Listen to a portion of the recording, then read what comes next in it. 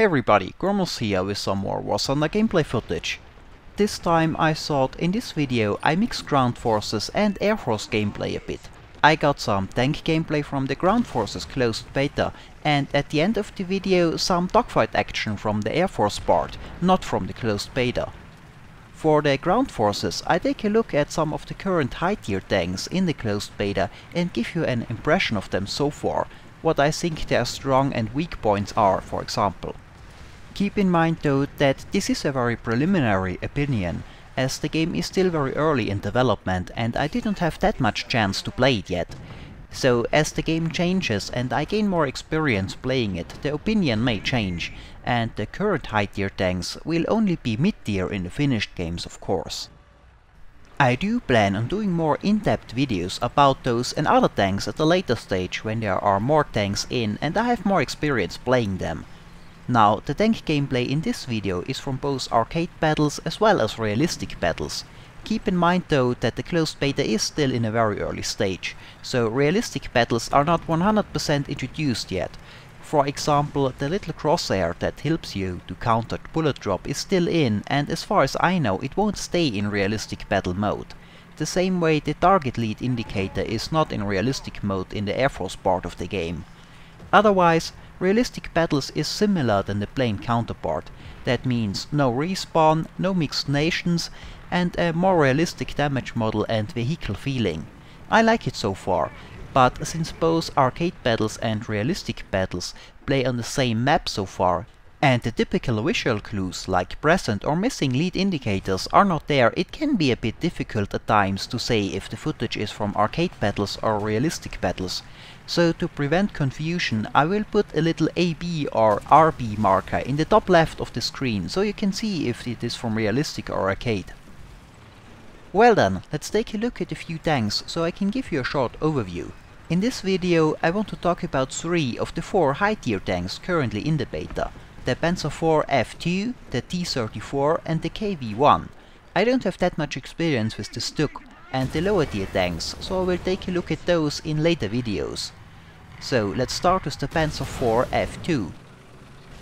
This tank's strong point is its gun. It has the same 75mm L43 gun than the Stuk, and currently this is the most potent cannon in the game, with a very high muzzle velocity and the armor penetration that comes with it, as well as a good amount of useful rounds to choose from, APCR for even better penetration and heat rounds to keep up a good penetration at very long ranges. As long as the target does not angle well, the Panzer IV F2 can take out any other tank currently in the game frontally. I have already talked about different shell types in the last video, but a small addition because it is important for this gun.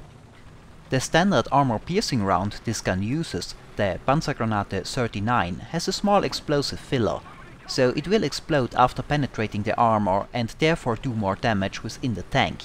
The APCR round of course does not have an explosive filler, so the 2 rounds are a bit of a trade-off. The APCR will penetrate more armor, but the AP round has a better chance for a one-shot kill if it penetrates. So if you fire on a weaker armor target, using the normal armor piercing might not be a bad idea. Now, the speed and mobility of the Panzer IV is somewhat mediocre, but its real weak point is the comparably poor armor protection compared with the T-34 and the KV-1. It has 50mm at the front, the upper plate is sloped back 10 degrees, which makes no real difference, and at the side the tank has a maximum of 40mm, that is 20mm from the hull itself and 20mm applique armor, which does not cover the entire side. You can of course increase the effectiveness of the armor a bit by angling your tank, but because the sides are not that well armored, you have to be careful not to overdo it. Still, especially versus KV-1s, which don't have that much penetration, the angled front can bounce some shots. Now, since I just mentioned angled and sloped armor, I would like to take this opportunity to explain this a bit. A lot of you will be familiar with the concept from World of Tanks, but not everybody has played World of Tanks. An incoming shell has of course a harder time penetrating armor if it hits the armor plate at an angle. For once, it is of course more likely the round will bounce or shatter this way. But also the shell has to travel a longer way through the armor plate if it flies through it diagonally. so the so-called line of sight thickness of the armor is higher than the actual thickness of the armor plate. The higher the angle, the higher the difference. Now, if you want to know how much armor the shell actually has to travel through at an angle, you can do the math really quick with the Windows calculator in Scientific View, for example. You just take the actual armor thickness and divide it by the cosine of how much the armor is angled back from the vertical. Take the T-34 for example. It has 45mm frontal armor, less than the Panzer IV's 50mm. However, it is sloped back 60 degrees from the vertical, so if you take those 45mm of armor and divide it by the cosine of 60, you get 90mm of armor. The downside is if the target can fire at you while this angle is reduced, for example because he's firing from an elevated position like a hill, or you are diving down from a hill, your armor effectiveness will be reduced. Now you can of course create or increase this sloping effect yourself by angling your tank, so that you don't present your target with a flat 90-degree surface to shoot at. How much you can angle your tank to increase protection depends on how good your side armor is, in comparison to your front. Of course, the more you angle your tank to the side, the more you increase the protection of your frontal armor, as it is angled towards the opponent, but you also expose your side armor more. So if your side armor is weak in comparison to your front, you can't angle much because you need to protect your side. The Panther would be an example for that. The front is much stronger than the side, so you want to keep your side hidden. If your side armor is strong, you can angle more. Now with its applique armor, the Panzer IV side is not that much weaker than the front. But not the entire side has the 40mm with the applique armor. So you have to make sure that the sides are at a higher angle towards the opponent than the front, but you can do some angling, and it can save your tank if you do. Now let's move on to the T-34. In comparison with the Panzer IV, the T-34 is more mobile and it has a better armor protection. As already mentioned, its frontal hull has 45mm of armor, 5mm less than the Panzer IV has, but it is heavily sloped, making the line of sight thickness almost double of what the Panzer IV has. The sides have 40mm at the upper hull and 45 at the lower hull, and the upper hull is of course also sloped. Because the lower side of the hull is not sloped, it offers less protection than the sloped upper part. However, the tracks and road wheels are in the way and often act as extra armor. As far as angling goes, I would say you can angle the T-34 about as much as the Panzer IV. If we compare the relation of side to front armor of the T-34 to that of the Panzer IV real quick, we can see that the armor thickness of 40mm over the entire side of the hull on the T-34 is closer to the 45mm on the front than the partial 40mm of the Panzer IV is to the 50mm frontal armor. So at the first look it seems like the T-34's side and front are closer to each other than on the Panzer IV, and therefore the T-34 could angle more. However, when you take the difference in armor sloping into account, this looks different. The sides of the T-34 are sloped 40 degrees back from the vertical compared to the 60 degrees back from the vertical on the front. If you do the math, you can see what a huge difference this makes. The front gets, as we already saw, 90mm of line of sight armor thickness. The 40mm 40 degree sloped sides only 52mm line of sight.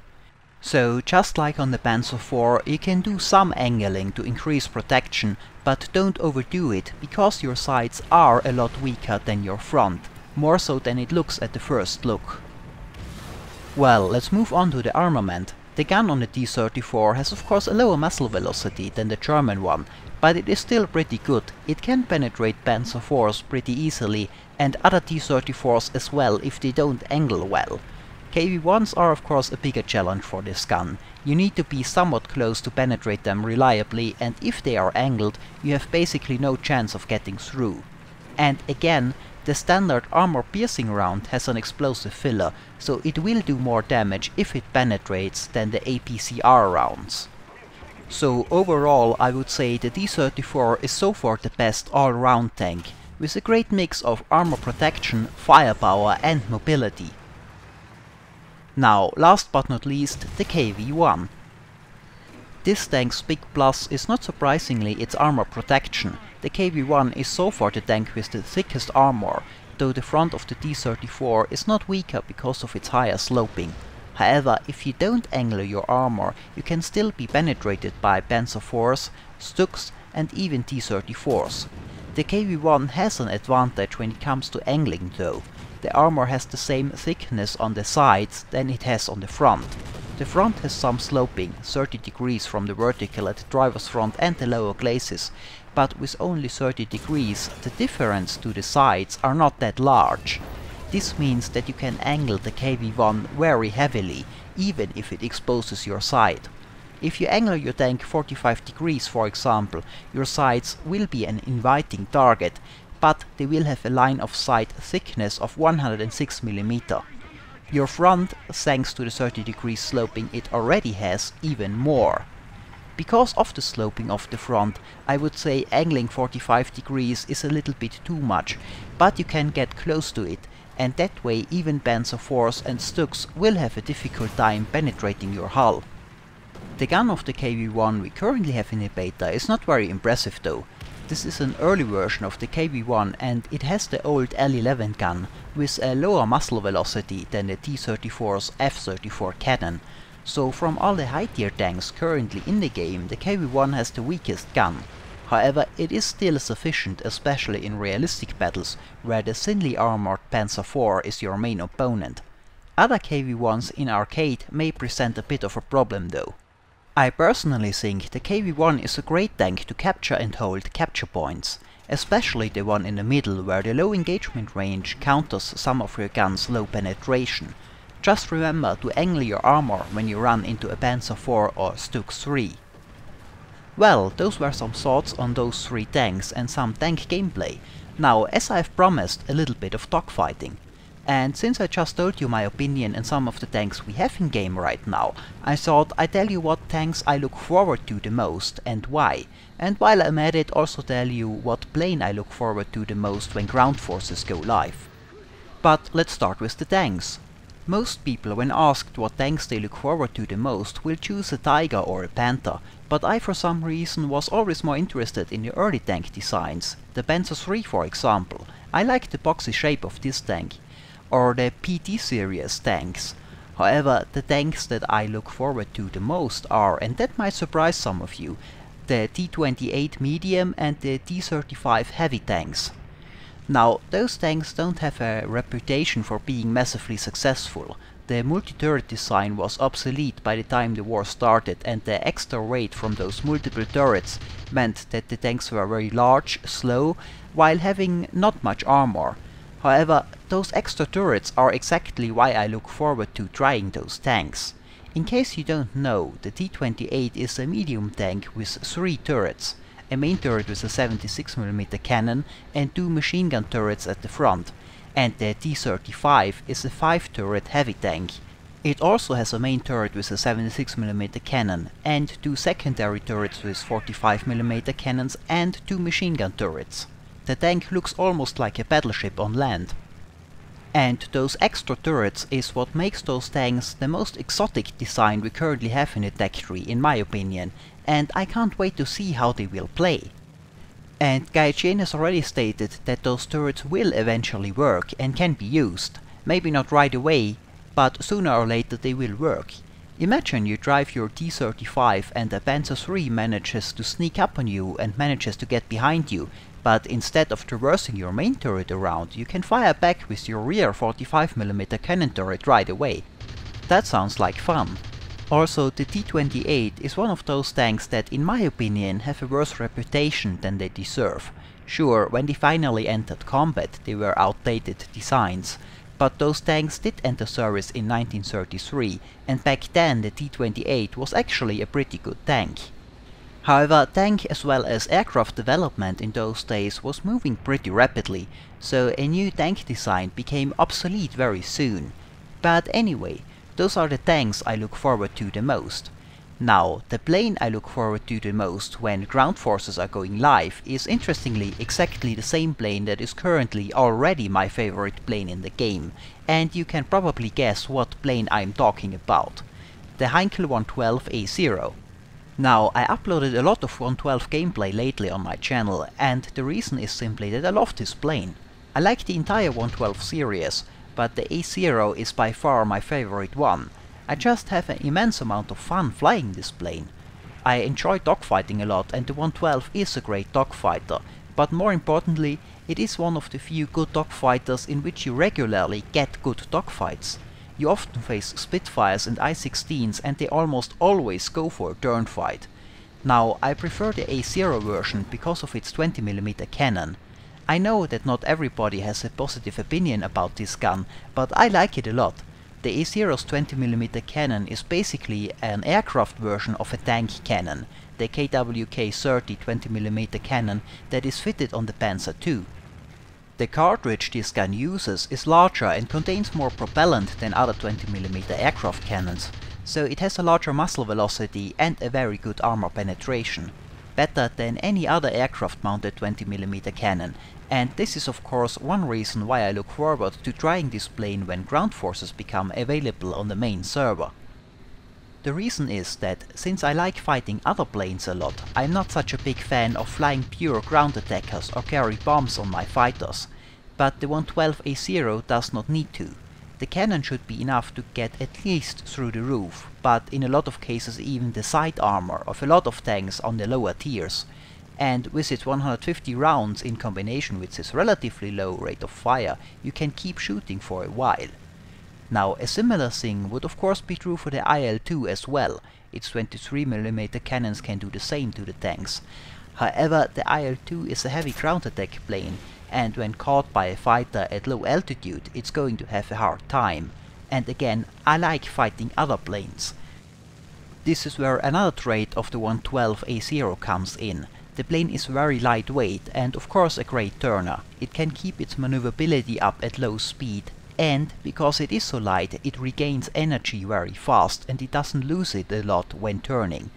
This makes this plane very well suited for dogfighting on a little lower altitude, because you don't need much altitude to regain energy in this lightweight. This combination is what I think I'm going to enjoy. A cannon strong enough to take on aircraft as well as tanks, at least on this tier, and a plane that can very easily change into the air-to-air role when bounced and back into the air-to-ground role as needed. I think that turns the A0 into a plane that can get a lot of air as well as ground kills in the same game, and that is why I can't wait to use this plane against some PT tanks when I can use them with the ground forces. What do you guys think? What tank and plane do you look forward to the most, and what do you think will work well when ground forces go live? I would be interested to know. And well, this is it for this video. I hope it was entertaining, thanks for watching, and maybe I'll see you next time.